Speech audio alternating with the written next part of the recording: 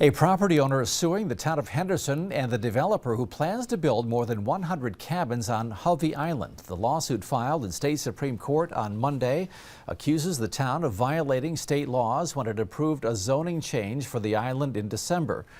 That change gave developer Sun Communities the go-ahead to expand its Association Island campsites onto neighboring Hovey Island.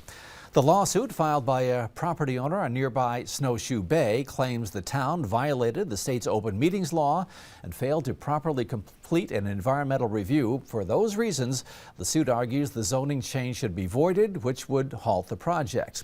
7 News reached out to Henderson's town attorney for comment, but we did not hear back.